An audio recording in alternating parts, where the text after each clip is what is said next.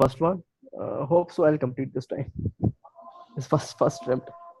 Good. Welcome everyone for this call and here. Good, Sandeep. Next. Hi friends, I'm Hey Sadhana. Yeah, friends, I'm Dr. Sadhana from Jaipur, and I'm a gynecologist. And this is my first half Ironman, which I'm doing on this Saturday, 17th. So that's it. Good. Nice. Shrikant. Hey, good evening, good morning. Doing my first IM next Saturday. Heart is out of my mouth, so just like many of you, so would be exciting to see how this goes. Deepak, thank you so much for getting me from wherever I am to where I am right now. Thank you. Good man. Sunil. Hi, I'm Dr. Sunil here. I'm a radiologist by profession, but I'm not taking part in the Ironman Malaysia. But yes, I've set my eyes for Ironman Colombo 70.3. I haven't done 70.3 distances earlier, so I've done about 4 Olympic distance. Yes, it's good to chat along with you. So that's it. Good. Welcome. Rahul. Yeah, hi Deepak. Hey man. Hi, I'm Rahul, based out of Bangalore. So this is going to be my first Ironman. Malaysia, thanks Deepak for all your help. So triathlon is something new to me. Just maybe I started training religiously 7 months back. And today, whatever I am or whatever I have reached is all credit to Deepak. Thanks a lot. Look forward for this event and meeting you guys there. Good, good. All right, we have Suraj. Can't see you, Suraj, but Suraj Walia, can you hear us? Hi Deepak, can you hear me? Yes, I can. We can't see you Okay, though. I've just downloaded this app, so maybe something is not working. So good evening everyone, Suraj Walia. First Ironman, first triathlon of any kind, first open water swim. So a lot of firsts associated with this one. Just looking forward to it, and a lot of excitement on this side. Good. Good work on getting here, and another week to go. So, things will fall into place. That's good. Welcome. Deep.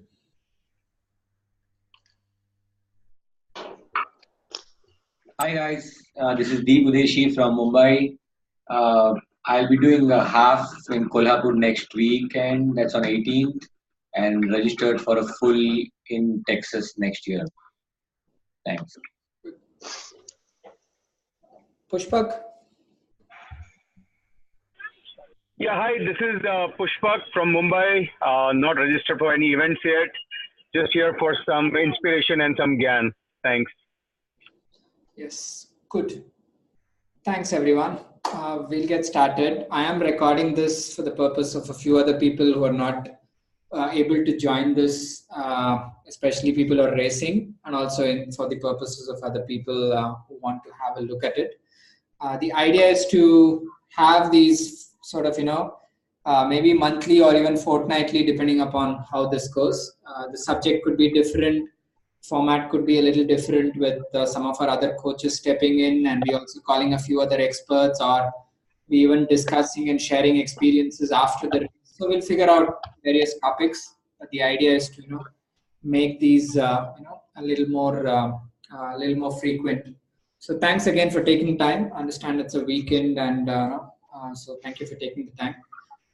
We'll get started. The general thing is for me to touch upon sort of race week, and just keep it what we go through, day -5, day -3, day -1, just to touch upon a few areas. And then very specifically about Ironman Malaysia with respect to maybe the conditions. And then also talk about, again, Kolhapur Tri. I have not done it, but I think happy to answer any questions and things which come over there also. All right. Good. So just closing chat windows out there. Good. So the first thing is we are a week away. Actually, Malaysia being a Saturday race means we are less than a week away. So whoever is training for Malaysia or for any race, the last week is about staying sharp, staying fresh, and just getting everything tuned up for race day. This is not the time to be doing a workout which you missed 3 days back, 1 week back, maybe 2 weeks back. Definitely not. Right? So whatever you've done till now, each of us have put the best of our efforts with respect to whatever is around us, right? There's work, family, lots of other personal things happening. In between all that, we found time, we've done our best effort, and we've got here. So don't mess it up or screw it up by going and doing any workout which is which may have been missed or whatever with respect to volume or intensity. You want to go for a short ride to check your bike after it's been recently serviced, if that's an additional workout, that's fine. But anything more than that, avoid. This is the time to really get as much sleep as you can, as much rest, recovery, stretching, all those things, and getting ready for it. So that's very important. Also, once you reach the place, you're all going to be curious to find out how the bike course is, even though you've seen it in pictures and routes and elevation. You'll be very tempted, and I'm sure there will be people around to say we should go ride it. Definitely, you're not going to be riding 90 kilometers too close to the race day. Right? So if you want to, especially Malaysia, figure out a way, rent a car, do something if you want to go and just look at the course. Otherwise, you know enough about it, you'll find out, you'll do it twice actually on race day for a full and once for the half. It is what it is, right? We've all ridden hills. If it's steep, we will do what is needed. If it's downhill, we will do what is needed, right? So we will just be conservative with respect to going up hills. I'll talk a little more on that closer to it. But once again, don't spoil your race by doing things which you have missed, or going and doing too much, trying to understand how hot it is, how does 12 kilometers or 14 kilometers of running feel at 3 p.m. in the afternoon. This is not the week to be doing all that. All right. The same with running, cycling, and everything else. Swim, we are all very anxious. So happy for you to go and get a practice swim on Wednesday if there is a coordinated one. If it's not, please don't go into the water on your own. All right. However good a swimmer you are, this is not about me telling you that you're not good swimmers. Doesn't matter how good a swimmer we are. We don't go into the open water just on our own. Make sure it's a group. Be a bit more organized, and at the same time, be very clear about how far you're swimming, how much time you're swimming, when are you going to come back, what's going to happen, all those things. Correct? And if it's the first time you're jumping into the open water, treat it like a swimming pool or something, right? Just swim 50, 100 meters, turn around, come back, stand on the shore, gather yourself, understand what's happening, do a bit more. Once you're comfortable, then swim a bit more into it. But that's all you need. And Malaysia, I've done the race 3 times. Water is pretty calm. I think it's one of the best organized and laid out open water swims you can find. There is almost like a lane rope end to end. Really speaking, there is that well put through. There is also a few rest pontoons if you want to take a bit of a break. I have not seen the water get choppy. It's at least on the race day. The time you go and swim on a Thursday, if it's a little later in the day, this will be in Da Nang where you'll be swimming. So it might look a bit choppy and windy, but I think it's reasonably been good race for a full iron distance. You'll be doing 2 laps. You will have an opportunity to swim, come out a few steps running on the beach, jump in again, right? So your heart rate will be quite high once you get out of the water. So just make sure, gather yourself. I think they have some water or nutrition kept there. If you feel like, drink some water, jump back in. Don't stand around on the beach. It's a race. Just keep going. You want to gather yourself, do that. But you don't need that too much of a rest or break. All of us are fit enough to swim the distance. Don't worry about stretching or doing anything majorly out there. Jump in, get the 2 swims done. All right. Coming back to the next few days, as I said, I've been focusing on what you shouldn't be doing, what you should be doing. If you've already packed your bike and it's been serviced, just make sure that you have taken, you have pretty much checked everything. And once you get out there, first thing when you land, just get your bike sorted out. Whether you're putting it together yourself or you're taking it to the shop or whatever it may be, just make sure that you take, you assemble that back yourself. If you're not too sure, take it to a shop, and you can find out what those shops are and who they are right here. If you go to the expo, which is close to the airport, inside that there are a couple of people who do that, and I'm sure the format will be the same this time too. And as soon as you go there, get that sorted, ride your bike, any issues, sort it out. That's the first thing you should be doing, in addition to settling down, finding out where you're going to eat or what you're going to eat and things like that. Out there locally, food and even local travel and taxis and all that are very, it's not too expensive. So just look around, find some good spots and make that happen. All right. Let me just pause to see if there are any questions on some of the areas I've touched upon before I progress.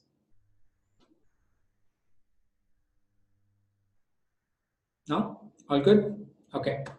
So I have one question. Maybe I should have discussed earlier.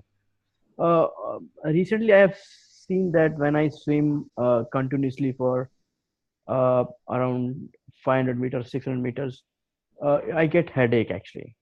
So it becomes nauseatic, and once I've done a 4 kilometer swim, it becomes kind of I need to take a rest of 20 minutes to get it back, everything. I think obviously some people find a bit of whatever similar to motion sickness or feeling a bit this thing. I found that in Cairns when I swam, when the water was a bit choppy, in some cases just water going into my ears, imbalance and things like that. So if that's something for us to do, I don't know if you've swam with earplugs in and if it has made any difference. That's something for us to look at. But otherwise, also starting empty stomach, or just see if you can get some electrolytes and eat something before, if that makes any sort of difference. But I think the water, well, it's not going to be too choppy, but it's definitely going to be a bit more, bit more moving sort of scenario compared to a pool. So I think important for us to, when are you landing, Sandeep? I'll be landing on 13th. Day? Sorry, which day is that? 13th? It's Tuesday. Yeah, so definitely take care of Wednesday, organize somebody and just go do a swim, mentally just to, get that sorted out. You have an opportunity on Thursday. Friday, I would prefer us not to do. I'll come to it later. But in your case, if it helps to just put a few more swims, to put that. In case of race day, I think what will help, Sandeep, is there are rest pontoons. If it just helps to gather yourself and take that break. One is that. Second is there will be kayaks and surfboards or whatever where people will be there. Anything which is not moving, you can hold on to it. Correct? That's the thing. Mm-hmm. So Okay. As long as the kayak or the boats or other things are not moving around, you can always hold on and make sure and take a bit of a rest break. You'll have enough time. Keep an eye on the clock with respect to your swim and things. But otherwise, take those breaks and make sure. And especially when you put through enough amount of turns or whatever it is, just see yourself and take breaks if it means every 15 or 20 minutes. But we can't take too long a break. But I think using the Wednesday, Thursday and Friday to just do this in an open water scenario might help. One more question I have. Yeah. Is it okay to swim a little bit of backstroke to gather your breath and everything? You can, but the problem is there are, if not 1,200 people around you, there will at least be another 10 people around you, irrespective of when you start swimming and what you do. And you're putting yourself and the others a bit at sort of a risk with respect to doing backstroke. So unless you sort of swim yourself way towards a bit more and do a bit of breaststroke, at least even breaststroke is a bit hard because, I'm sure Sadhna will do breaststroke and that there's a reason for that. But she likes breaststroke more than freestyle. But coming to you, you suddenly, at least you're facing the right direction and you're looking at people. So maybe just a bit light of things to gather yourself will help. But if you want to swim a little away and then do a bit of backstroke, fine. But I definitely wouldn't advise backstroke. You don't have to do perfect breaststroke. Even if you can just do a bit to gather yourself and things like that, might give you a bit of break. Okay. All right. Thank you. Okay. Back to equipment. You need to make sure that you're carrying spares, you're doing everything. I've put checklists in each one of your put through. Any questions on that, let me know. Otherwise, primarily carry. Deepak, I have a question, sorry. Yeah, Mohit. Hi. So when I did the half in Bintan, two things I found. One was a lot of people catch hold of your foot while you're swimming. One guy practically landed on my back also. I think it's the No, it's one of the obviously it's going to happen, but one guy continuously was practically for 200 meters he was holding my foot, like whatever, he was banging into it. Now what's the best strategy to evade some of these people? So should I kick out? No, two things there. One was Bintan a mass start or a seeded start? Seeded. A seeded, but not necessarily one behind the other, right? It was like all the people, how many people at a time are getting into the water in Bintan? Or was it age group? 30 to 35, everybody jumped in. It was age group. It was age group. Correct. So it was age group, and maybe around our age group was broken up into two because we seem to be the maximum population. So there must be 100 of us. Yeah, but in Ironman in Malaysia, you will not have that issue. One is it will be a bit more spread out because they just let you 5 or 6 people at a time, from what I remember. In addition to asking people, they still ask you to self-seed yourself to say, if you are going to be swimming under 1 hour, this is the time to start. And there may be 500 people there, but they will still let you. It's like a movie queue with 6 sort of gates. I mean, what I'm saying is there's nothing that brilliant in infrastructure, but what I mean is they're just going to let 5 people at a time jump into the water next to each other.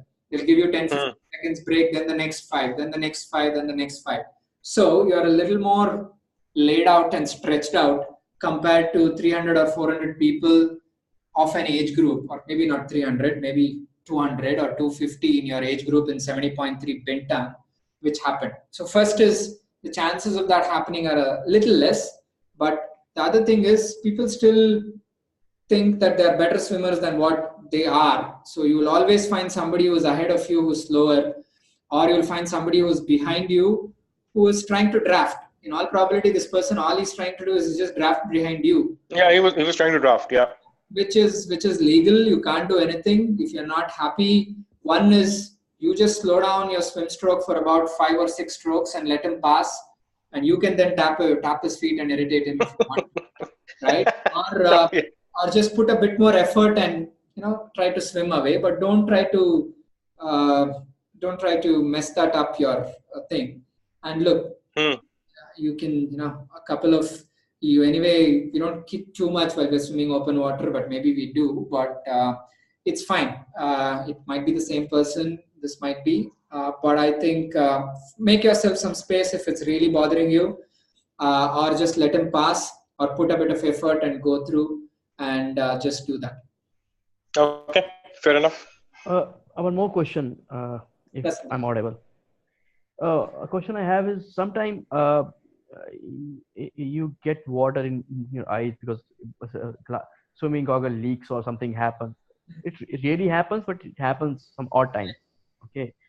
Though we'll be over conscious to have that tightly done and everything, but still, if it happens, how this salt water and everything will be doing any damage to eyes and all that?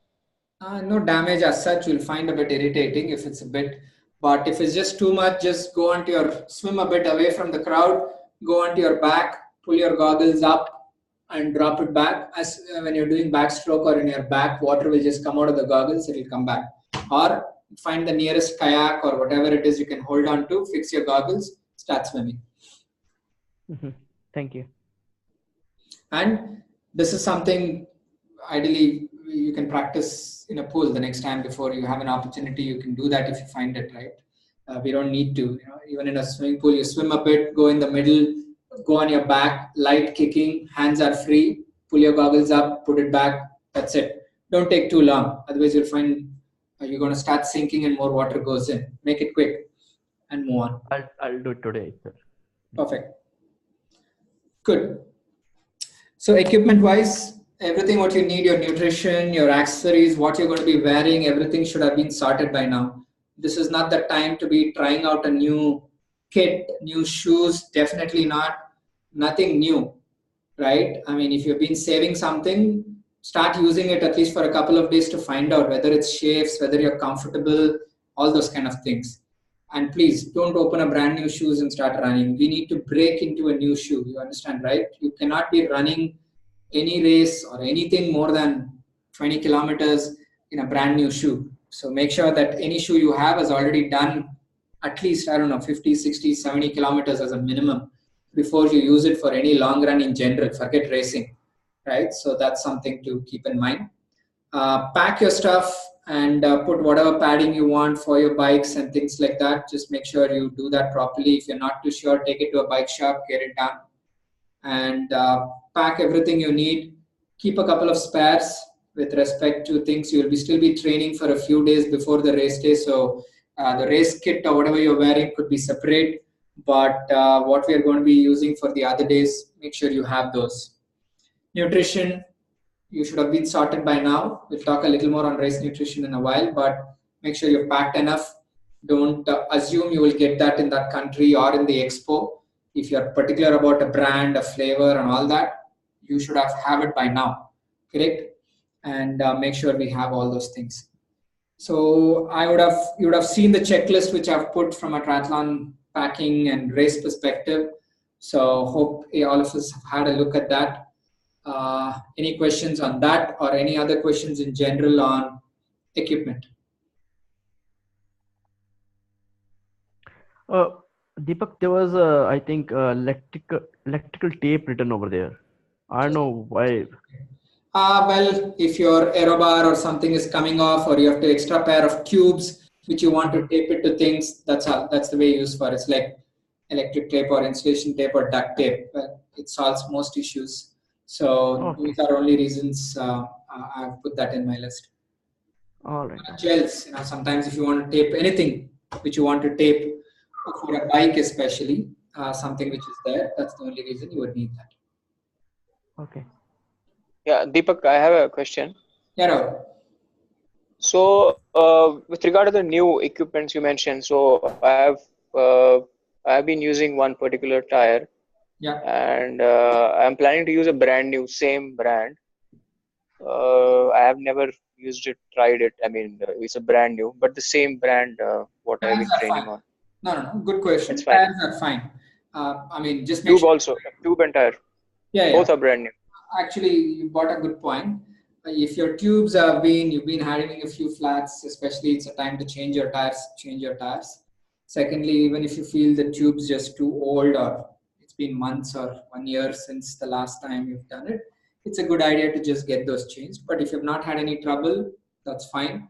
You're going to be riding only 180 kilometers. So it's not like the tire has reached its last stage or whatever. So, for other people I'm answering. So it should be fine. And the grip and other things, as long as it's same and you're comfortable, ride it once. And, well, it can get rainy. So most of them have enough grooves and things to sort of suit for wet also. Most of the tires they make are available or are usable in all kind of surfaces and things. So I think we'll be fine. Only thing is I couldn't get a pair. I think in Bangalore there's a shortage of those tires. So I managed one, and so what I'm doing, I'm using it for the rear wheel, and the front I'm using the older one. That's okay. I think as long as that still is in good shape for us to use it, we'll be fine. Just look for basic things around glass and dents and cuts and nicks. That I've got it checked with through the bike mechanic. If all of us can check that, I think it'll be good. Yeah. Good. Aero bars, yes. And again, if you're removing your bike in most parts, depending upon the bike of packaging, please measure up everything, right? You've spent enough time in a particular position on your bike. you can't be messing around your seat and aero bars and handlebars and other things, the angles at which it has been there differently, right? So please take all measurements, especially if you're moving seats and everything else. Or the best thing what you do is put a bar tape or electric tape on the part where the seat needs to go, so you exactly know where it is. It makes a huge difference to that. And rookie mistakes, sometimes you will remove it and then you'll realize you can't remember where it is. So small things like that, just make sure you're in a position to put it back very quickly. Deepak, just one question. Yeah. On the bike, Yes. I normally carry two tubes. Yeah. And I normally have the kit to repair the puncture or whatever it is. Yep. Anything else required to be carried? Obviously, how are you going to fill air into it? So you're carrying a CO2 canisters or the small pump or whatever. Those are the only things. That's all you need. Okay. So you can't plan for a chain issue or something like that? Nah, nothing. I mean, if a chain really breaks, it's unfortunate, but unless you are close to a mechanical thing where there are a few places or whatever, it's there. But we really can't go ready for it other than basically making sure it's been looked after, serviced and things. Nah. Can I add something here? Prepare for. Okay. Can I add something here, Deepak? Yeah, go ahead, Deep. Yeah, hi. So regarding the chain, there is an Allen key which you get. I'm sure you'll get it at the expo, which will have a chain tool. And there is also a quick release which you get. If the chain snaps out, you can just remove that part from the chain and then put the quick release on, and then you're all sorted. It has happened to me a couple of times and it really works well. It's like a 5-minute thing. Just watch some YouTube videos and you should be good. Thanks. But I'm sure some training will be required to, to fix it. Is it easy? It's better than not having it. I mean, yes, I think taking a bit of time to watch that video, carrying that tool is still better than not having it when you're stranded on the bike thing. Correct. It's a few days away, but at least taking a bit of time there will at least give us a chance of fixing that as opposed to zilch.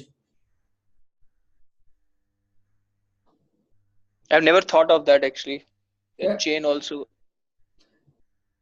It happened during one of my training rides. So I've never thought of that. We can. Okay. Cool. Any other questions? So, okay. I've been asked to use a CO2 cylinder to fill the tire, the tube. That is one option. Otherwise, you can carry a small thing which can fit into somewhere with your bike thing and also do that, whatever you're comfortable with. If you have not used the CO2 canisters before, well, do buy 1 or 2 extra in the next couple of days. Make sure you understand and you see how it actually works. Otherwise, it's anyway going to be, you're going to be into so much of anxiety and panic towards the part when it happens in a race that even some of the simplest things, all of us, nothing to do with you being your first one, happen to me or anybody else for that matter. So practice that if that's what you're going to be carrying. Just to add to that, coach, in the slide, they generally don't allow CO2 canister. Yeah. So buy it here, use it here, practice it, but go there and buy it at the expo. Yeah, at the expo, you can actually buy it. Don't carry CO2 canisters. They are not allowed. Don't even try sneaking them in. You will just cause, in general, a bit of a scene and unnecessary things while you're traveling. You don't need any more attention to yourself. Okay. Good. Goggles, please buy a new goggles if you can, but definitely use it once or twice before the race day, especially if your goggles are pretty old. That's the one which doesn't have enough suction and things. Water can sort of creep in. It gets annoying. It's a lot of tapping too often. So if you feel your goggles are being old enough, I always buy one for the race and then it lasts you again for whatever months of training after that. and then again. So definitely a good idea, but again, buy the same type or mold or whatever it is, one more if you can, unless you're comfortable with 2 or 3 different brands.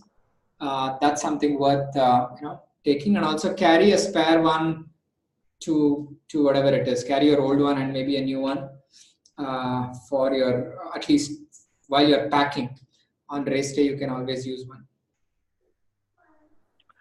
Deepak, question on the bike phase, right? Yeah. The weather is expected to be thunderstorms and rains. Don't really know how the roads are, so would you tell us something in terms of what to look out for, what we should do? Should it rain during the bike phase, and probably talk a little bit about that phase? Yeah, can do. I've done the race 3 times. Can't remember every pothole, but I get your question. Okay. I think roads are pretty good. I think pretty good conditions end to end. It's not a closed road scenario, which I was very surprised first year I was reading about the race into 2014. But the people are extremely well behaved. You get enough space. It doesn't caused any sort of thing or slowed you down or anything. That is number one. Second, yes, if it gets really rainy and things, watch out for turnings. There is one particular section where they call it the monkey zone. I mean, there's a monkey zone, which basically means there are a bunch of monkeys, no throwing food and just being aware of it. There is one particular place where there's a bit of a climb, and while you're going and there is a U-turn back, when you turn back from that particular thing, there I've seen a couple of people come off the bike, even on normal days, but definitely so when it has been slippery. Even if it's not raining on race day, and if it has rained a bit before, do remember that it's pretty damp in some areas, right? We all know this. There will be leaves or other things and water is held on, and that's what has happened. So downhill, if you're very comfortable being on your aero bar, is brilliant at 50, 60 kilometers an hour or 40 or whatever it is. But if the road is taking a curve, don't worry about those 1 or 2 seconds. Get your hands on your normal handlebar, even if it's your aero bike or your road bike, doesn't matter. Ready for braking and slow down and stay your line, maintain your line. Don't go in or out. And if you're passing somebody, I mean, in the downhill, again, think twice. If you think it's just 1 or 2 seconds, don't bother. But if they're too slow, call out saying you're passing on the right and just go through. And be aware of others. However safe you are riding, there will be a few idiots out there. Okay, so you will just have to be careful end to end. Coming back with respect to thunderstorms, rain, I think key thing again, just watch out for any particular areas. There is one section which is very steep and uphill. You may have to get out of your saddle to ride. And if it's raining and if it's slippery, you know what will happen, right? The back wheel will just spin. You're not going to go front. That's something to be aware. There is one particular section which is a steep one. Where is this the one close to Dana? This steep section? Is this the one next to Dana? No, this one comes much in the city part from what I remember. There are a few inclines and steep. The part where I remember where I had to, I don't like getting out of the saddle unless I absolutely have to. So while doing with any of your inclines, if I can just dive this for a minute. First thing is, if you want to drop, the first thing we want to do while handling any sort of thing is, if you've built enough momentum in a flat road or things, it might take you slide some part of the incline. After that, start going easy on your back and start going to an easier gear at the back as much as you can and see if you can manage it. Most cases, if the hill is steep, you'll have to drop off to the smaller chainring in the front, do that, and then start using the ones at the back. You ran out of all possible gear combinations. That's the time when you're still not able to go ahead. That's when you get out of the saddle and ride. If you see somebody riding up a hill, putting a lot of effort, getting out of the saddle, good for him or good for her, that's fine. But at your end, stay on your saddle unless you can't. That's the only time I want you to put that effort. Just keep your effort same. Your speed will drop in the hills, right? It's very obvious. Just keep your effort same. Don't expend more effort. And you would rather reach the top of the hill and you don't have to spend a minute there to catch your breath and slow down in the rest of the time. As soon as you reach the top of the hill, if you have put the right effort and kept your effort at what it should be, whether it is flat or uphill, then once you reach that, you will be in a great position to just start riding back at your efforts needed. And and most people have put too much effort, looking good, riding out of the saddle unnecessarily and getting out, they will just be catching up their breath or whatever it is. So at the top. So those are Sorry, just one more question. Yeah, Mohit? Yeah. Bintan, I found one issue in the bike. Yeah. You never get a plain road. It gets on your nerves. Not just physically, it actually, Bintan, it gets on your nerves. There's no flat. Yeah. There's nothing flat. You can't build momentum. So I don't know. Maybe I want you to say that Langkawi is not so bad. I don't know. What was the elevation there in Bintan? Bintan was 90 kilometers, 750 or 800 meters. Almost similar. It's approximately 800. 1600 in slightly more. Yeah, almost. I think there is. At least in Malaysia, I definitely know there is sections where it's pretty flat, especially when you're coming back into the city, and also the last few kilometers when they go through and all that. So there is enough rolling. But look, I've done Malaysia thrice, Port Macquarie 6 times, which is very rolling and inclined, and compared to Busselton, Ironman Western Australia, which I've done about 6 times, is flat. When I say flat, it's flat. You can ride the entire course even without changing your gears if you want to. It is that flat, okay? But it takes a toll on your legs, okay? Because there is absolutely no brake. It's like riding on a trainer. If you stop pedaling, you'll stop. Right? Stop as in slow down significantly. There is no brake for your legs at all. At least where there is a course is a bit rolling. You don't have to stop pedaling in downhills to take advantage and stay safe and ride it. But at least you're getting a bit of variety and riding. And the other one, before I forget, when you get inclines, just make sure that you're slightly behind on the saddle. Don't get too aggressive in the front while riding hills. Just make sure you're a little more behind on the saddle, engage your glutes, and just get that done. Sorry, Coach, I have a question. Yeah.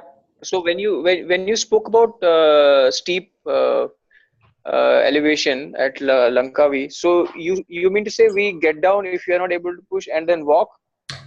If you want to, but I think you'll be fine, Rahul. No, I'm just saying. I mean, that's what you meant. Or you meant to say off saddle means? When you say when I meant off the saddle, I didn't mean get down. I meant actually getting out of the saddle and putting a few things as opposed to being seated and trying to ride. Getting out of the saddle and riding. That's what I meant. Getting out of the saddle, you mean get down and walk? No, getting down is not allowed for you. That's actually, you don't need it. You're disqualified, buddy. No, you're not disqualified. No, I'm just kidding. So we train together, so yeah. What I meant out of the saddle is when you're, when you get up off the saddle and you're pedaling hard as opposed to being seated on the saddle. Okay. I meant, sorry. Just to clarify. Okay. Yeah. Even and at some point, if you feel you're cramping up, going after a very steep hill, and you feel that's the point when you want to just take a break, you stop. Obviously, once you stop at a very steep incline, it's a very hard one to start pedaling again. So just assess how far you are. It means pushing up a bike, and if that sounds practical, yes. But just keep an eye on the clock and small things like that, because it's a few seconds here and there is fine. But otherwise, I think you'll be fine. At least lap 1. And are there possibility? I don't know. You must have seen previously the aid stations. Are they planned to be somewhere where the surface is flat, or it can be anywhere? It can be inclined or inclined. No, it's usually kept in flat ones so that safety wise. Okay. So every race, that's the first they plan. And for example, we don't have to get down there. We can just slow down and grab a bottle. Volunteers are going to be there holding bottles, or we have to kind of. No. They'll be holding it right like this. They'll be holding. You just grab it and slow down. Slow down. Make sure you get it. If you're not able to, please don't ride 15 kilometers looking. Got it. aid station. Of course. That means stop, but and ask around what you need. If it's water, it's electrolytes, it's cola, ask. They will also be shouting, but you'll also have to ask, and scream, and make sure you're slowing down and making sure that nobody's behind you and you're telling people that you're slowing down. Everybody slows down past the aid stations. If you're somebody who's not, make sure you're on the left. If you're picking up things, if you're not picking up, make sure you're on your extreme right and just right past.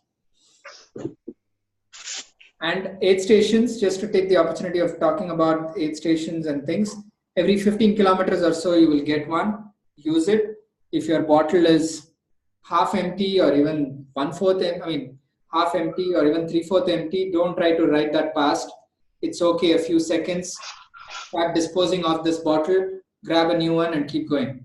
Right? It's okay. You're carrying a little more weight, but given the weather and a lot of things, that's fine.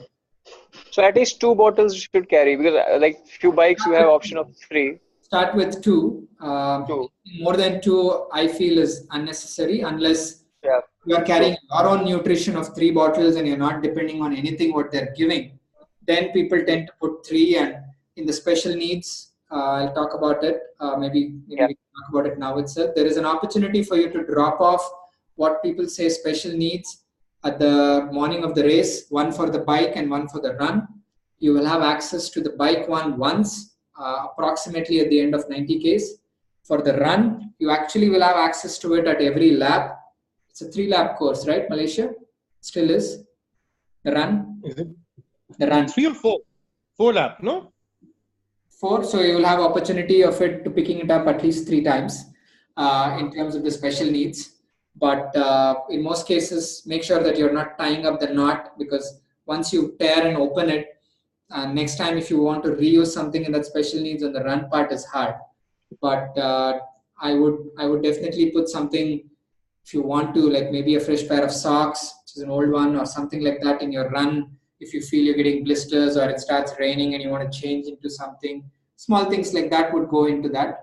In the bike, if you want to put your own nutrition or anything else, or a spare gel or a spare tube or something like that, that's an opportunity in case you want to, pick up something at the 90K mark. But don't put anything which you don't mind losing. What I mean there is, let's say you didn't use it, it's gone. You may have an opportunity next day morning to sort of scan through where they would have dumped everything, but don't put anything which is your, whatever your favorite jersey or something like that out there. So they give those bags, is it particular, or you have to get your own special need bag? Bag as in the bag, simple bag. They will give a red color bag for the run, They'll give a blue color bag for the bike. Remember these colors, it's always the same. B for bike, keeping it simple. So the special need bag, I mean, yeah. Yes, even the special need bag will be that color itself. It will be a red color polythene bag and a blue color polythene bag. The transition bags they give you, and you will have to just stick your label, the number, your bib number, and will be in a sticker label. You'll have to stick it on that polythene bag. And when we get access, it's going to be something like a aid station on the way where those bags are. How because there's so many bags will be there. The special needs, you will know exactly at what kilometers it is, so you have to keep yourself an eye. There will be a marking. There will be a person on the radio. You call out to say your bib number. It's, let's say, 158. You just say special needs 158. That's all you need to say, and keep riding. That person who's in the radio would have passed on the message, and usually the table or that aid station, it's not next to an aid station, it's usually a little separate, and that person would have kept it ready and he'll give it to you. It's up to you to remove, change bottles, if you want to put something back, all those things you have to do. You can sometimes ask them to, hey, can you just remove the bottle and things, but in most cases they're only supposed to hand it over to you. Okay, got it. Just continuing on with nutrition on race day. I know we are switching over topics, but I think we're speaking on that. Just make sure you're carrying enough things which you need. Unless you're comfortable with the brand and the flavors which they are giving out there, you'll have to carry your own nutrition, right? Electrolytes might be fine what they're giving, but the brand of gel which they give you, or the flavor and things, you've trained all your things on one particular thing. You don't want to be eating something different and having an issue. So carry your own nutrition, plan properly, and if by chance your bottle drops off or a couple of gels drops off, unless you feel you have one gel drops off and you think you have 2 extra, that's fine. But otherwise, stop, collect your bottle, put it back on and go. Do not worry about that 1 minute or 30 seconds. It will come back to bite you later on with respect to nutrition not being there. Okay, so every 30 to 35 minutes, some form of nutrition with respect to gels, bars, whatever is your personal choice and what is you have trained with is what you need to be doing. Every 10 minutes, sip electrolytes. If you have 2 bidons in your bike thing to carry, I would carry both electrolytes instead of 1 water and 1 electrolytes. Otherwise, you're not going to get enough electrolytes into you if you're carrying 1 of water and 1 of electrolytes. Carry both electrolytes. In aid station, when a first aid station comes, you can always grab a bottle of water, sip, drink, and then check it out just when the aid stations are getting over, right? You will still have that opportunity instead of you carrying 1 of water and 1 of electrolytes. Again, my choice and my advice, but you can always, key thing is you need to get enough electrolytes into you. Just water won't help. So in addition to water, you will need a lot of electrolytes is my point. Deepak, Bintan. Yeah. Something disconcerting happened. So while I was doing my run, yeah, I felt the need to urinate, but I couldn't. I think just the obviously and bloated feeling or feeling dehydrated, or if you're feeling bloated. I was actually feeling the need to urinate. Yeah. And when I tried to, nothing came out. So it freaked me out. And then what I did was I just stopped and gulped around close to a liter of water, electrolyte or something. And then I think so I kind of got back on track.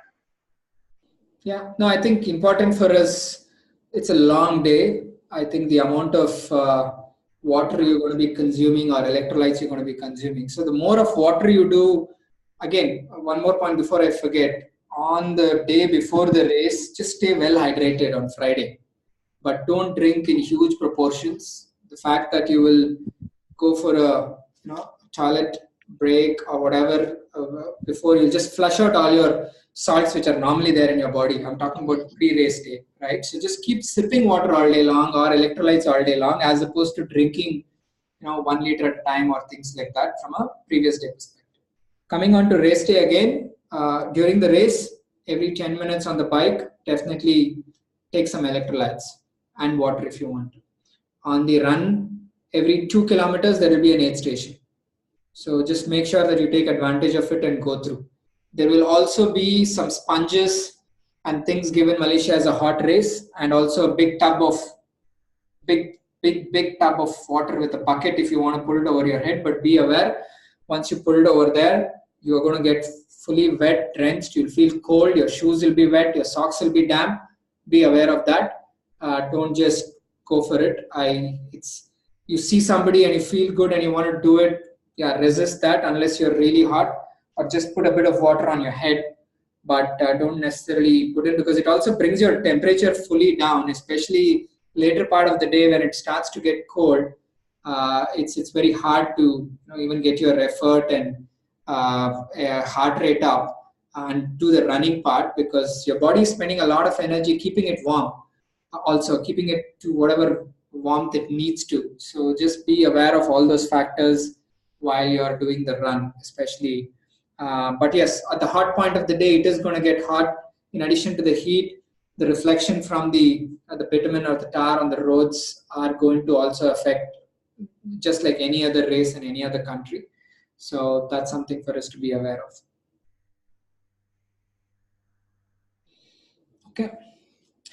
The weather is going to be hot. So in addition to nutrition, like I spoke, and electrolytes, salt tablets, if it's something which you have been using. If not, it's okay to just get comfortable very quickly, but not necessarily, start taking too many if you've not tried that in the past. But at least 1 salt tablet an hour. Some people take more than that. Obviously, they've used to it and they've experimented and tried it in training.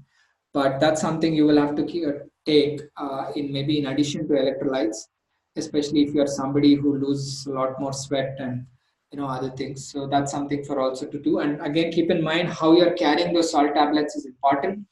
It's going to get wet, it's going to get sweaty, it's going to rain maybe. So just stuffing it in your back pockets is not going to work. One of the things I do is, I mean, you get this mint boxes, right?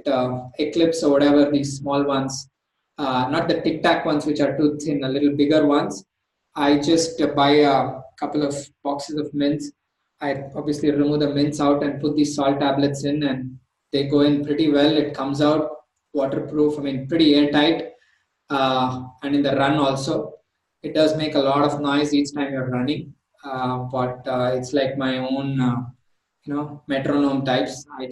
For me, it works, but just be aware of that. But that's a good one to keep and store.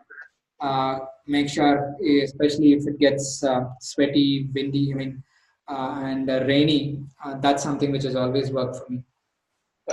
I'm planning to do same. Oh yeah, perfect. Those are the thin ones. You get a slightly thin ones. The tin, If you don't like the noise while you're running, I will put a bit of cotton or something at that times where it doesn't that's a good idea. bother me, but it bothers a few people around me when I'm running. They're wondering what's going on. They just keep hearing it for a long time, right? If you're running along with them for a long time. So yeah. But yes, that always works. Yeah, probably you can also use the Orbit ones, which are very readily available. Yep. Yeah. So, coach, I've never used salt tablets. I use Fasten Up Reload. So, but I was planning to have salt tablets for the event, maybe before run and before bike. So, is it okay? I think it should be fine. Yeah, look, just take one every hour and just see how your symptoms. If you feel a bit of symptom, if you're feeling that you're less on electrolytes, obviously, see, the salt tablet gives you a bigger boost at one time as opposed to over a period of little by little by little electrolytes, right? So that's where these help.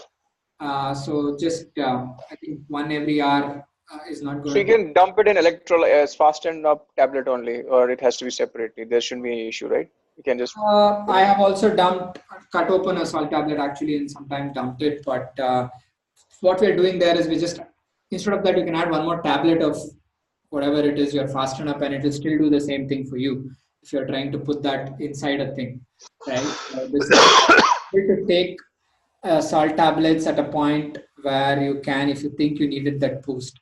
That's what it is. But it will still do the same if you want to put that through. Just make sure it dissolves enough, because the capsules which it comes with doesn't necessarily dissolve that quickly and things sometimes. So just make sure you put it enough, or just cut open and put the things. Okay. I once have chewed on a salt tablets in the run just for me to get that salt and things a little more quicker and sort of wake me up types. Not a very good feeling, but you do what you do when things are not going your way.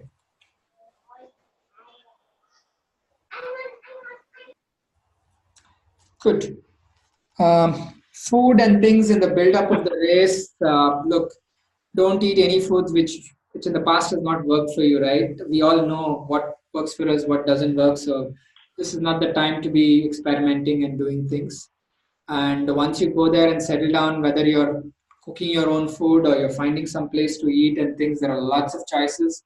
Find something as soon as you go on the day you land, and if you like that, just visit the same place, maybe even eat the same type of foods for those 3 or 4 days. If possible, keep it simple. It could be boring, but it's safe. I don't want to be spoiling anything closer to the race. And Saturday is your race day. Thursday evening, there will be a welcome dinner and things. Go there. They do a pretty good job in Malaysia, from what I remember, with respect to food. But once again, you don't need to consume like a glutton or whatever. You just need to eat a little more carbs, a little more salt in your foods. That's all you need to do. Friday lunch, maybe again, choose rice instead of things, simple carbs. I find it a little more easier on the body if that works, opposed to anything else. And again, Friday dinner doesn't have to be heavy. I personally would prefer that to be either normal or a little on the lighter side, so that I feel good the next day and I don't feel too lethargic after a big meal on a Friday night, given your races on a Saturday morning. That's one thing. And before the race, whether you're doing a half or a full, I don't want you to do anything different than what you have not done in the previous big rides or runs or Sundays which you have done.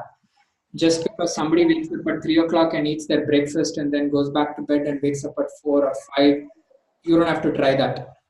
Right? That works for him or her, brilliant. But for you, what has worked is every other Sunday what you've done. Right? When you went on a big ride, you did your 180K rides, you did your long runs or whatever it is, same thing. If it's a banana, if it's an apple, or if it's empty stomach, and then you start feeding yourself at the 4th K mark of a run or 45 minutes of a bike ride, that's perfectly fine. What is safe? A banana is safe. Even eating a gel 20 minutes before is safe. If that works for you, convenient. You'll always have water, carry a gel 20 minutes before your race start, eat the gel, it's fine.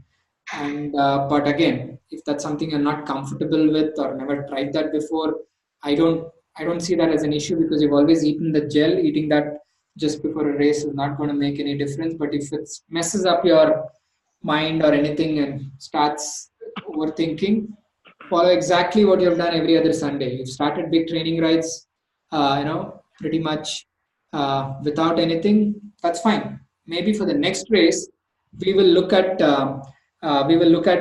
experimenting on some foods, what to eat and put through. But now is not the time. If you've gone on a 180K bike ride and have not eaten anything before, that's fine. I still do that and I've done that for a number of years. In my case, I just start my fueling early. And sometimes I eat a banana before a big ride or something. That's all I do. All right. Deepak. 1 second, Mohit. Deepak. 1 second. Sorry.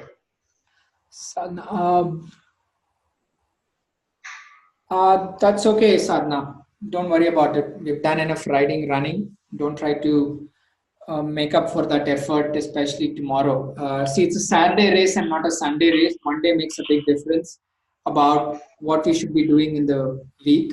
So I don't want to add any more workouts than what we did. Yeah, Mohit. Yeah, Deepak, normally my Sunday breaks or long rides, I try to keep it during the day because I want to get a flavor of the sun and the heat, which means I've normally had good breakfast before starting. So I intend to stick to the same. Obviously, this time the event starts at I think 7:40, if I'm not mistaken. So I might be having a 5 o'clock breakfast or something. That's fine, right? Yeah, just bring it up, and again, what you get and what you eat for the breakfast, just keep it simple. Again, foods which you know and things, and that's worked for you. Exactly. The point here is what's worked for us is what we do, right? Sure. I have, and for me, that's what is done. I usually eat a gel just so that still a long swim. It's an hour and 10 minutes or hour and 20 minutes or something like that swim. I just don't want to be at a deficit sometime during the swim. That's the only reason I've started to eat a gel and a few things like that. Okay, so as opposed to a ride and a run, if it's just a marathon or just a bike ride or just training, I have an opportunity to start fueling really early whenever I want to. In case of an Ironman start, race and a swim, we don't have the opportunity to fuel ourselves because of the nature of the swim. So that's the reason it'll be a good idea to do that, whatever we've been doing. Okay. Deepak, will bananas be available in the course of bike? Sorry? Bananas? Yeah. Or we have to carry ourselves? No. Bananas will be available. From what I know, bananas are available in every aid station and every bike course across most races. You can read up and find that out. Just remember, they would have maybe cut it into half, might not have peeled it out, small things like that. But bananas are available from what I know. Okay, thank you. So find out what are all available in aid stations, what electrolytes they're giving. Go have a drink of that in the expo the day before. Get comfortable. I think they're giving 100. I think the brand is called 100. I think ISI 100. ISI 100. It has a bit of fizz from what I remember compared to the non-effervescence or fizzy drinks. So that's something I find again. I've tried a few Fasten Up and a few other effervescent sort of things, but for me, on a long-term part, looking at it, I prefer the non-fizzy ones. But yeah, just make sure you're comfortable with that and other things. Got your message, Mohit. That's fine. Okay. Equipment, stay, food, weather. There are a lot of shuttle buses between wherever you're staying to get to the expo, get to the swim practice ones on race day mornings. All that well taken care. So don't worry too much about those things. That's an important one. Um, Key thing, pacing. You have to only take care of two things in the race day: taking care of your pace and effort levels, and nutrition, hydration. Take care of those two. The others will really sort itself out, because you cannot control any of the other parameters. You can't control weather. You can't control mechanical issues too much, unless as long as you've taken care of your bike and everything is ready. So when it comes, we deal with it, right? Don't stress between now and Saturday about all the things which can go wrong. And it goes wrong, we'll deal with it. Don't try to spend all your time, effort, energy thinking about all those kind of things. And definitely don't think about the past, about missed workouts and I wish I'd done that and all that, right? So that's just we'll deal with it the next time around to do something better. But for now, just focus on, even on the work front and other things, if you can sort of ease off and take away big things out of your mind and just de-stress as much as you can between now and Saturday, it'll be good, because you've spent a lot of time, effort, getting ready for the race day. So just make sure you're going in your best possible shape. So that's the most important part. um, and Sorry, Deepak, I have one question. Actually, I should have asked this before when you talked about swim. So, yeah. do they?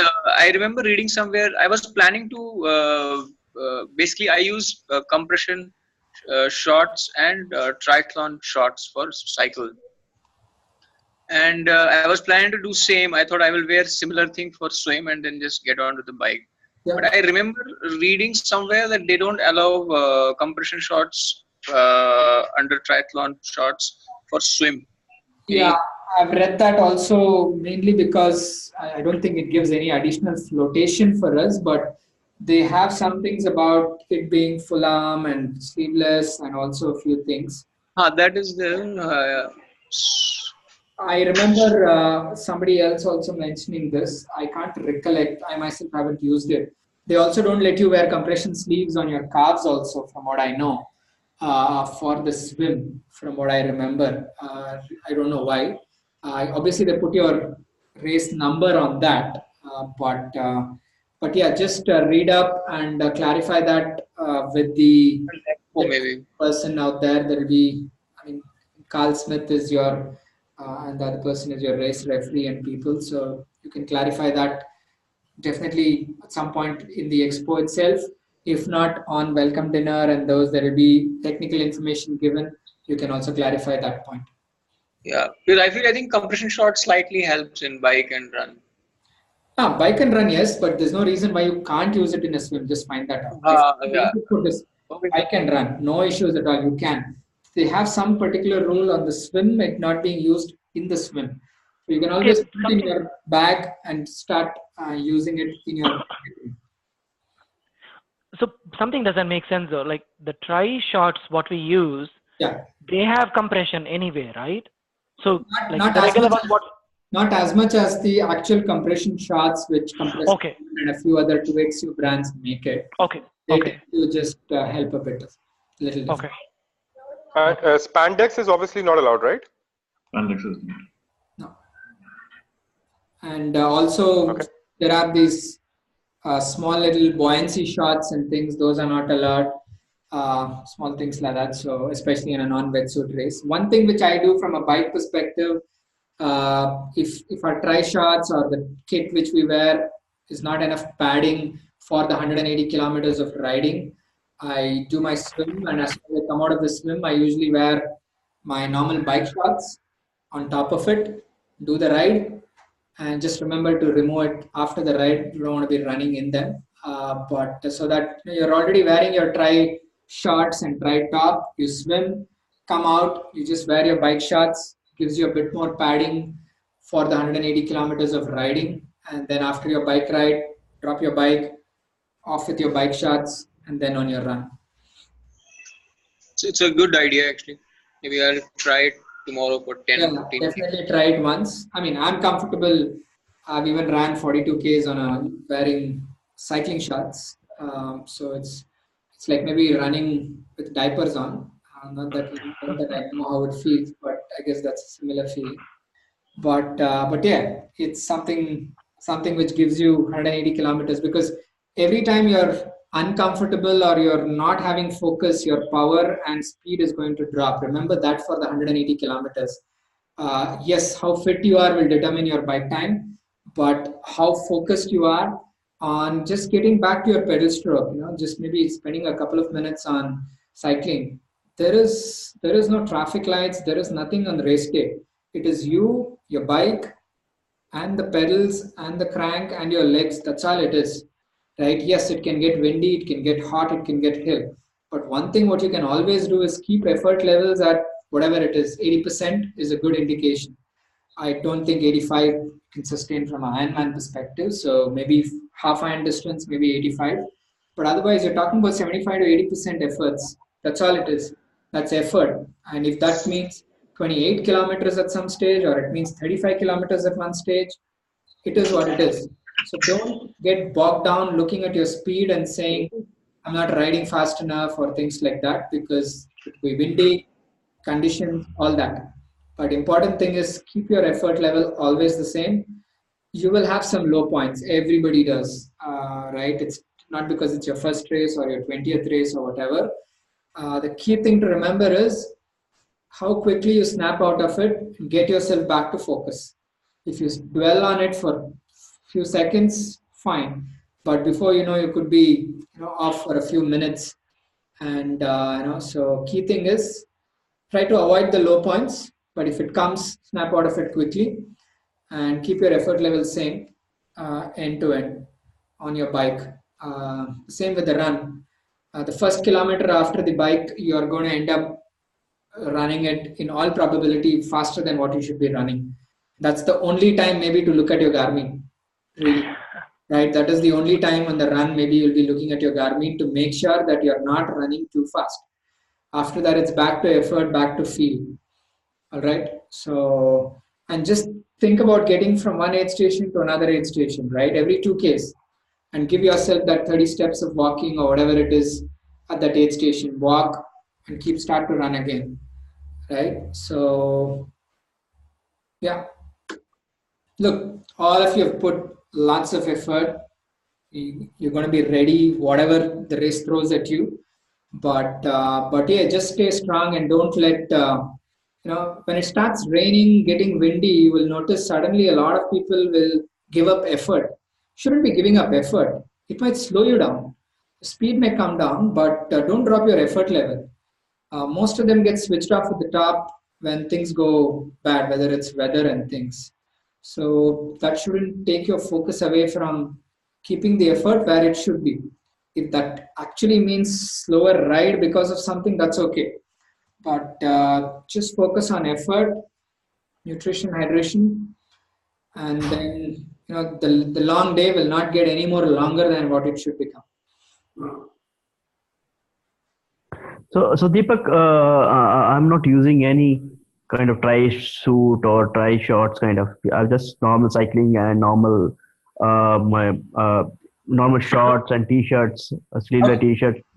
Yeah. So because I'm comfortable with that, never tried other things. So I think it should be okay, right? Yeah, it's fine. You just spend a minute or two, but comfort is more important. If you're going to spend another minute in transition, so be it. But just be aware of it. I don't think you'll be too fine to the cutoff times. But key thing is you need to get out of your transition and things. But change, plan properly, and practice changing over quickly and getting on with it. Right? A clock is ticking. Get into it. You know what to change into. You know what you get off to. Do it quickly and move on. So there'll be a lot of changing rooms, right? No, it's a one common place. That's where you change. Okay, all right. Okay. Okay, thanks. Good. Just looking through my list of things.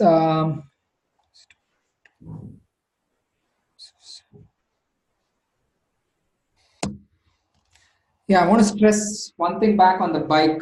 Nothing to do with Malaysia or the thing. 180 Ks or 90 Ks. It's very easy to drift off into something else. So just focus back on your effort, because that's going to mess up your day. At any point, you start looking at time and speed, thinking I was supposed to do this, but I'm not doing. Today is not my day. It's a snowball effect. You are just setting yourself up for a very long day or whatever downstream which happens.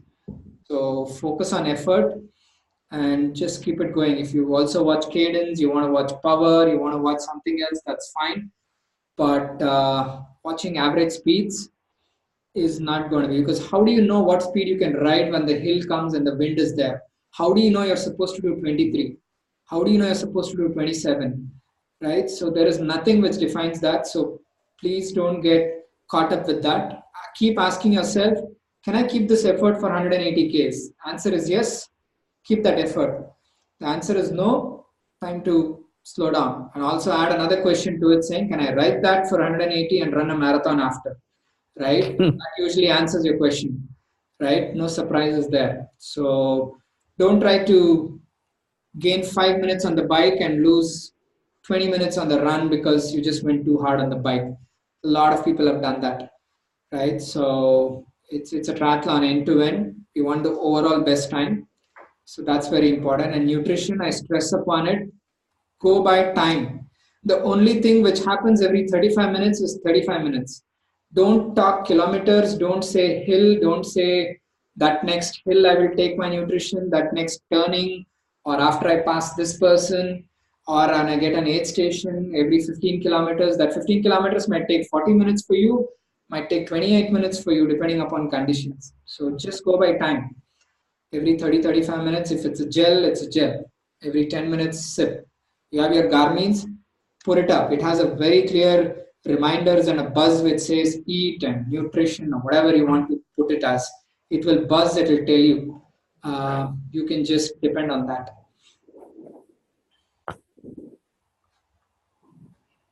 Okay. What else?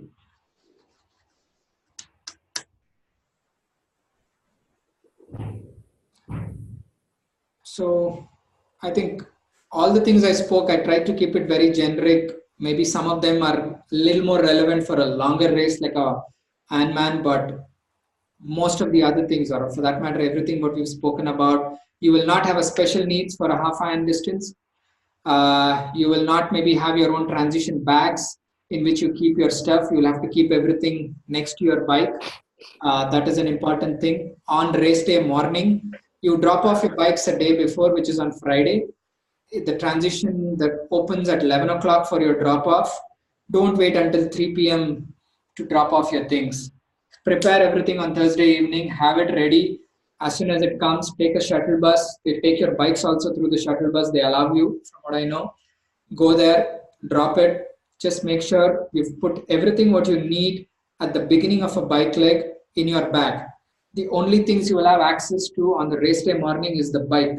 You can keep your water bottles, you can keep your Garmin, you can put a few gels if you have, you can keep your spares, you can keep other things, but everything, including your helmet and shoes, unless you're clipping on your shoes to the bike, everything needs to be in your bag. So just check, double check, triple check that one, because you will not have access to your bike, the bags on your race day morning. So bike bag, you're saying you will have access, right? Bike bag. Got your message, Pushpak, that's fine. Sorry, you will, no, you will not have access to any bags. You will just have access to your bike, which is being dropped off on Friday. You'll have access to bike, okay.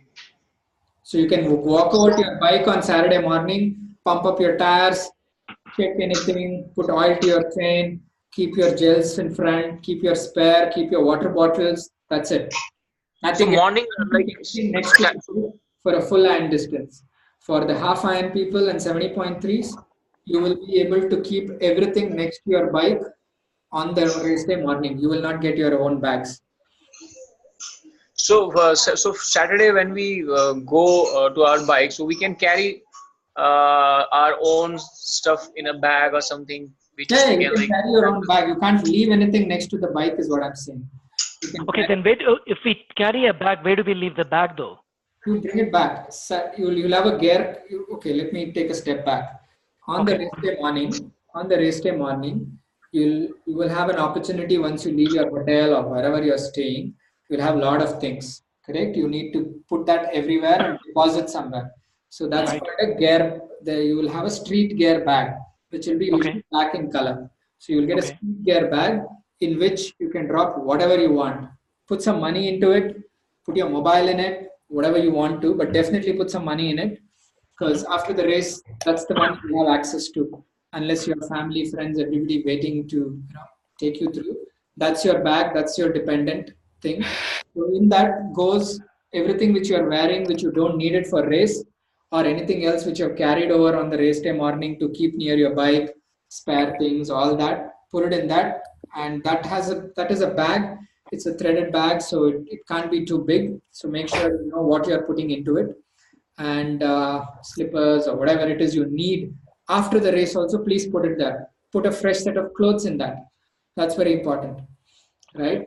And make sure you put a fresh set of clothes, some sort of recovery food. I know you're not going to be feel like eating any more of Gatorade and things. So if you want to eat something or whatever it is, put there. Put some money definitely in it, and your mobile and things, whatever you need after the race in that. And that bag has to be dropped off before you walk towards your swim start. And that we get at the finish line, you mean to say? So they'll transfer that. That's correct. That will be there at the finish line. Obviously, the start, the finish, and T2 are in different places in Malaysia. So you will have to go drop off your bike at one place, and obviously the bags and other things on the swim start days in a different place. So just make sure they'll take care of getting everything back except your bike, which you will have to go pick up the next day morning or that day later in the evening, depending upon when you finish. Okay, and on the, so there are bike catchers, right? So okay, as soon as you finish, you'll be able to leave your bike for your full Ironman. For your half and 70.3s, you'll have to take your bike all the way to where it is. Keep it because that's where your stuff is, your shoes and things. For 70.3 people, you'll have to take the bike yourself, rack it. Next to it will be your stuff. You take it, wear it, and run. For your full Ironman, leave the bikes, run towards the place, find your number, pick the bag which will have your run stuff, and put that on. Off you go. So I need to take out all my hydration, my Garmin, my shoes off the bike, and before I hand it over to them and then go, right? That's something I need to do. Garmin from the bike, don't worry, nobody will steal it. It's fine. But if you're we can remote your shoe. Obviously, if you're, I don't think you're going to leave the shoes clipped on the pedal and jump out of it. I don't think you're going to be doing that, correct? No. Which means you'll be running with your shoes. Your shoes, whatever you're going to take off, like your helmet and your shoes, will then go into the bag from which you remove your run stuff. Okay. So they'll put this back in this bag and keep that bag. You can collect two of these bags. And also the first bag which you use for your cycling, they would have put your swim cap, swim goggles, or whatever else you're wearing at the swim. Also they will only do it. We don't need to do it. Yeah. There will be helpers there. They will usually take care of putting things inside the bag. They will ask you. As soon as the bag is given, if somebody comes over there as a volunteer, if they do, not that they have to, you can tell them, hey, just can you pass this and things. But they don't have to, but they usually do. Okay. All right. Thanks. Any other questions?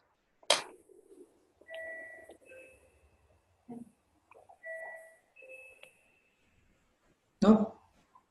All set? Can race tomorrow? Deepak, thank you so much. I need to take leave now. Good luck, everybody. So some of you will see you in Malaysia. Thank you so much, Deepak. Okay, we'll talk to you soon. Yeah, before I forget, Prasad there's a message out there on the forum. We created a WhatsApp group just to get people connected and a few things. So please accept that invite or jump onto it. And the second thing is Sridhar, one of our coaches based in Bangalore, is also doing the race. I think he's doing the half. So he'll be there on Thursday, Friday, Saturday. And he will also be addressing a few things and maybe organizing a few group sessions, maybe from a swim another perspective, to also help all of you people. And so just to jump onto that WhatsApp group, and also Sridhar will get active on it in the next couple of days and also physically be there to also look through anything more. But yes, look, have a great race between now and Saturday. Anything more needed, one-on-one talks, anything, send me a message. Happy to further clarify. This was only a general talk. This was not to, take away the other aspect of any other queries which you individually may have. So we will continue to talk, and have a good one. Thanks. Thank you, guys. Good luck. Okay. Thank Bye. you. Thank you. Thanks, everyone. Thank you. Thanks. Thanks, coach. Thank you. Thanks, everyone. Bye bye. Coach, and good luck to all the guys. Thank you. Good luck, everyone. All right, guys. Thank you.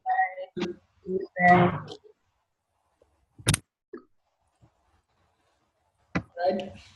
Thanks, everyone. See you. Have a good week ahead. I'll speak to you all soon. Thank you.